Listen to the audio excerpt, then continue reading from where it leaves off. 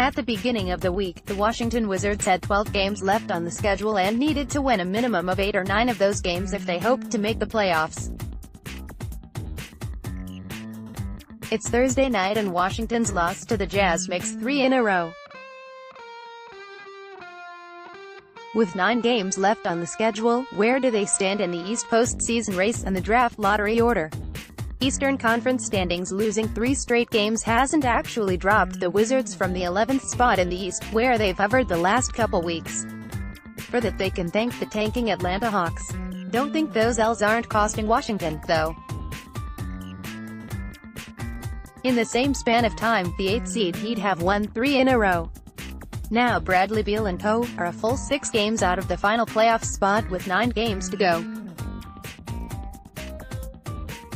They also trail Orlando 34-38 in 9th and Charlotte 32-39 in 10th. They're not absolutely, certainly, 100% eliminated from playoff contention, but they must win every game left. Even that might not be enough. NBA draft lottery back-to-back losses took a major toll on whatever playoff hopes Washington had left. For a silver lining, look no further than the team's draft lottery position. The Wizards started the week 9th in the draft lottery order, which gave them 20.3% odds of scoring a top 4 pick, preferably in the form of a Duke freshman or Ja Morant. That 9th spot also carries a 4.5% chance at the top overall pick. While the Wiz Kids were busy dropping 3 games, the 2 teams immediately ahead of them in the lottery order had better luck. The Grizzlies won their only game so far this week, while the Pelicans won 1 of 2. Those results dropped New Orleans to number 9, boosted Washington to number 8, and left them tied with Memphis at 15.5 games out of number 1 in the lottery order, though Memphis's win percentage is fractionally lower and keeps them in 7th. If the Wizards can pass the Grizzlies and climb into 7th, that's a big deal in terms of lottery odds. Simulating the drawing, the 9th place team gets a top 4 pick once in every 5 simulations. The 7th place team gets a top 4 pick once in every 3 simulations. Look ahead: Washington can't lose another game if they want to make the playoffs. This is literally must-win territory. Even winning out is no guarantee they'll advance to the postseason. Up next, Washington hosts Miami at home on Saturday, followed by a West Coast road trip the following week.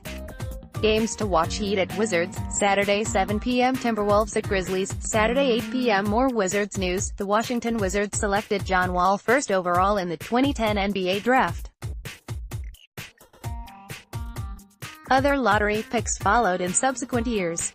None were point guards. Nobody bothered contemplating such a scenario. That's no longer the case. There is Wall's uncertain physical status for next season and beyond because of a ruptured Achilles. Thursday's mind-blowing performance from Murray State point guard Ja Morant put such contemplation into overdrive. For many NBA-only fans, the 12th-seeded Racers 83-64 thrashing over No. 5 Marquette in its West Region first-round game marked the initial opportunity to watch the buzzworthy Morant. He did not disappoint. Morant, who only trailed Duke phenom Zion Williamson for jaw-dropping highlights this season, dazzled with 17 points, 11 rebounds and 16 assists for the first triple-double in the NCAA tournament since 2012. His next chance to wow comes Saturday against 4th-seeded Florida State. Imagine the Wizards receive some lottery luck ahead of June's NBA draft. Not the overflowing pot of gold kind that means grabbing Williamson first overall, but jumping up above the average options to the 2nd or 3rd selection. Washington, 30-43, has a 26.3% chance of landing at top 4 selection, according to the draft website Tankathon. Williamson might be the only player selected ahead of Morant in June in what one NBA executive deems a 2-player draft. Zion makes it feel better than it is. After Zion and Ja, just an average draft, the executive said. You're on the clock. Duke's RJ Barrett is another top 3 candidate, but Morant gained ground on the wing guard and others all season by averaging 24.0 points, 10.0 assists and multiple viral video moments a game. By June, Morant might be the clear-cut second-best player. Wall's recovery timeline keeps the 5-time All-Star sidelined for the majority if not all of the 2019-20 season. He will eventually return, however. That factor cannot be ignored, especially with his 4-year, $170 million Supermax contract starting next season. Ideally, the selection complements Bradley Beal and Wall in the starting lineup. Wall also turns 29 in July, and recovery from such a devastating injury presents significant unknowns. Tomas Satoransky, Wall's primary backup and the current starter, is a restricted free agent this summer. The Wizards would like him back, but the marketplace might have other ideas. Turn the selection card in.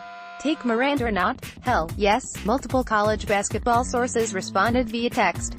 Others went with a standard roster-building approach. I take the best player available and figure it out, an NBA scout texted. In other words, hell yeah on Morant. Morant madness? Yeah, Morant put on a show. I thought he was ordinary because he played more off the ball, the scout said of the 6'3", 174-pound Morant. But now he's really, really good. Can pass with either hand. The scout offered an NBA comparison, John Wall. Not as fast as John, but he's got the same explosive athleticism at the rim. The counter-argument, a mild one at that, looks beyond next season. Playing time ranked high among the reasons why the Wizards sought low-cost backup point guards over the years for Wall. Combo guards aside, if Wall goes 35 to 38 minutes nightly, why invest significant assets into a 10 to 13 minute a game player? There's some debate over whether Morant could play off the ball next to Wall. The sophomore is shooting 33.6% on 4.8 three-point attempts per game this season. Based on the initial reaction from the various sources, nobody cares. Take the talent and figure out the rest. It's unclear what the Wizards have in Wall going forward. Maybe trade one of them down the line.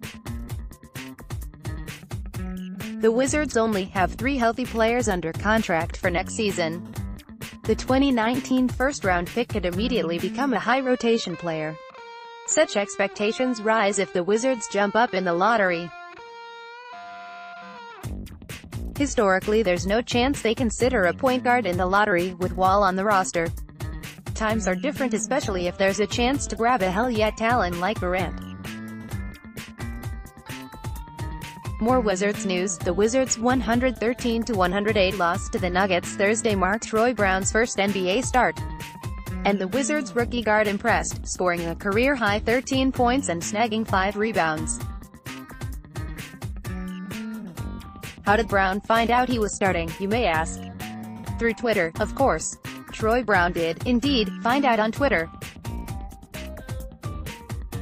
https://t.co/r4largagvdv, Chase Hughes, at Chase Hughes NBC's, March 22, 2019 head coach Scott Brooks told reporters Brown was taking the injured Trevor Ariza's place in the starting 5 before notifying Brown himself, and like every 19-year-old kid, Brown gets his news on Twitter.